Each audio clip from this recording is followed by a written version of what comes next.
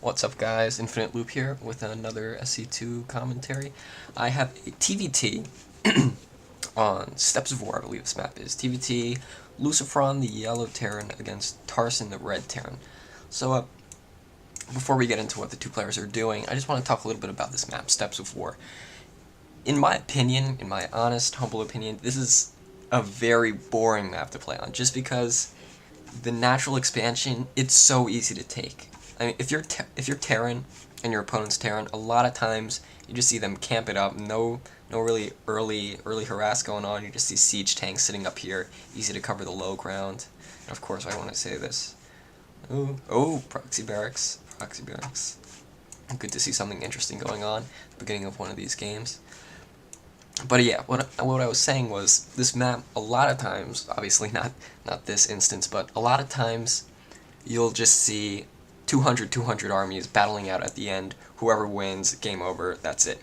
Not much going on in the mid-game, not much going on in the early game, just because it's not a long distance from base to base, but rushes tend not to be too viable. Not many people like to do it. Most people like to play safe on this map, you know. Just go for the 12 barracks, 13 refinery possibly, and then just tech up, get the big units out, and have one big brawl at the end. But obviously, Lucifron breaking the mold here, going for Tech Lab, going for the Reaper harass. Early refinery, sure enough. Orbital command, pretty common, not on this map, but pretty common strategy to see the proxy barracks and the Reapers. Reapers work best, a lot of people say Reapers work best against Zerg, but from my experience, I feel like they work best against Protoss in TVP, just because a lot of times the Protoss will opt for the Zealot rather than the Stalker in the early game, but if they do opt for the Stalker, then the Reaper is pretty much useless, because I've seen instances where one Stalker can take out 2 to 3 Reapers, just because the Reapers are so bad against non-light units. I mean, look at this, 4 damage against non-light units, which, say you have a Marauder, that would mean 25 shots before it would die. Whereas versus something like an SCV, it's much better option, just because it does more than double against light than it does against everything else. Now, not sure why he's not killing this Marine right now. I mean, Reapers pretty much destroy Marines since they're the light unit. So Tarson should be going for the Marauder, sure enough. He is. Getting one more Reaper out. Yeah, see, that was not a smart play. He should have just gone up, killed the Marine, and then just kited these SCVs. He could have killed possibly all 5 of these, and then Tarson would be in a really big hole now. Not smart. See, now he's got the Marauder out. This Reaper, not a Ripper. This Reaper can hardly do anything. The best thing he's got to do now is just run away, use it as a scout for later. No, what are you doing? Yeah, so much for that. Switching to Marauders now, you see that a lot. If you are a Terran Zerg or a Protoss, I guess it doesn't matter, and you're getting Reaper rushed in the beginning and you hold it off, not even 9 times out of 10, 99 times out of 100, they're going to go straight to the Marauder build, just because going mass Reaper doesn't really work. Because once you start getting armored units out, the Reapers are completely useless.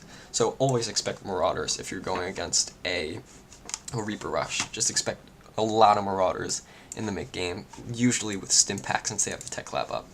Well, concussive shells, that's a interesting little twist. So Tarson, a little scared of that little Reaper rush he had to encounter, so building some bunkers, throwing down some, what are these called again, mules? I almost called them mines.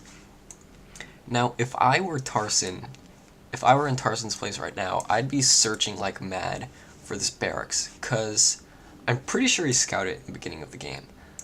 In fact, I think that's, let me just double check. I'm pretty sure he scouted. I could be wrong. Let me speed it up. Did he even see? I'm not sure if he even saw the bunker. I guess it was a little further than here. Yeah, he didn't see it. That's right, he didn't see it. But he didn't see the barracks in base, which is why he knew something fishy was up. That's what you always want to do. When you scout, don't just be like, oh, shift click click click click click and then go back to your base. Focus on what you're scouting. I mean, I see a lot of people, they'll just bring the SCV here and be like, all right, shift click click click click click click click click click click click click click click click click click, go back to base. All right, focus on the base, and they don't even pay attention to what they're scouting. It's almost useless if you don't pay attention to what it's looking at. But for Tarson, since he realized the barracks isn't here, he's like, all right, I got to get Marauders up. Obviously, a Reaper rush is gonna be coming. There's a proxy barracks out there somewhere. This guy's too good to not know to make a barracks in the beginning of the game. So sure enough, he's able to hold it off. Another instance in which scouting can save you the game. Oh, where were we? I think we're around 7 minutes, right? Maybe I'm overshooting. Oh yeah, I think I overshot that a little. But factory up, switching to the starport. Tarson, same thing. Ooh, Banshees. Is he gonna go for the camo? Alright, let's see. I'm assuming he's gonna go for the camo, just because Banshees aren't really that great without it. If you're against a Terra, that is. Oh, pulling out a Viking. That's really smart. Preemptive, right there. Has he seen the starport in Tarson's base? Because I don't see why he would be going Vikings without seeing it. Wow. He actually hasn't seen it. So I guess he's just expecting a sort of Banshee rush. I mean, a little Banshee cheese from Tarson without even knowing.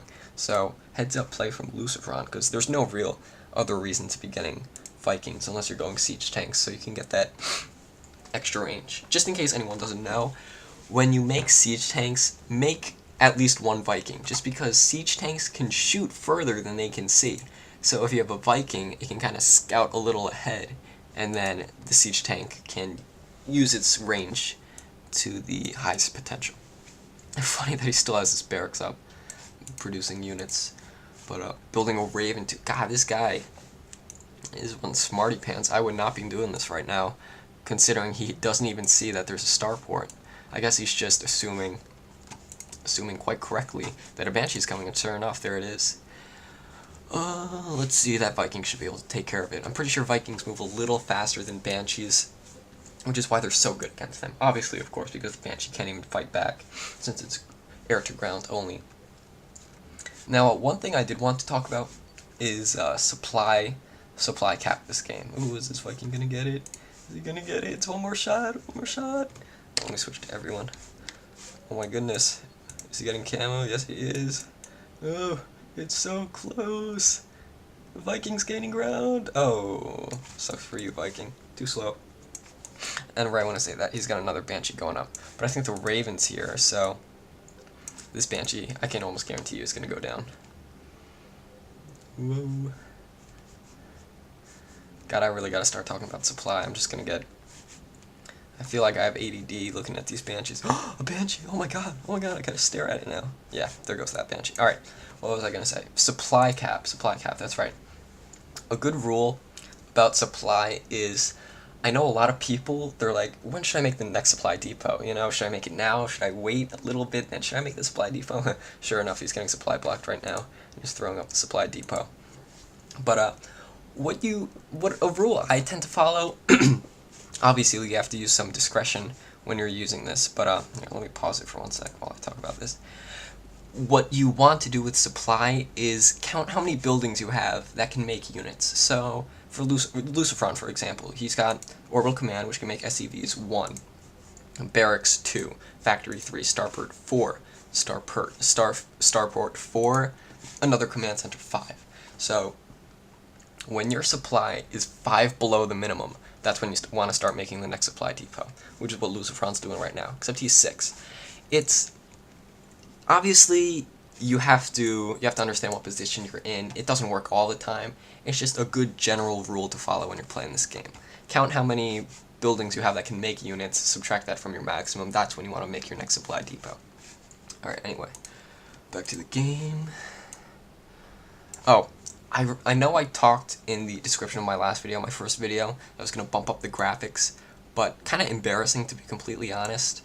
When I bump the shaders up to medium, it actually starts to lag a little bit when I go over an area where there's a lot of stuff happening. I mean, my computer, believe it or not, is 6 years old, but I have upgraded it over time. I'm very proud to say that I've spent $500 on this computer, and it's toting like a gigabyte video card, 2 gigabytes of RAM, so it can play StarCraft fine, but I don't know what it is. It's just with replays, I tend to lag when I put the shaders up too high. And the shaders are what makes the game look so nice. Believe it or not, these graphics are pretty much everything on high except for the shaders, so you can see what a difference that makes. Now, unit composition. How's the army doing for each of these guys? Pretty even, 65 versus 66 supply, but you also got to take into account how many SCVs they have, pretty even too. Good for Lucifron. When you go for it's not really an all-in Reaper Rush you went, but it definitely takes back from your economy. But good for him for being down, like for the Reaper Rush not really working, and he's still able to get his natural up earlier than his opponent. That's what's bringing him up on the econ so much. Probably has some mules out too. Yeah, sure enough, he's got some mules. So, looks like Tarson moving up with the Banshee, gonna do some more harass.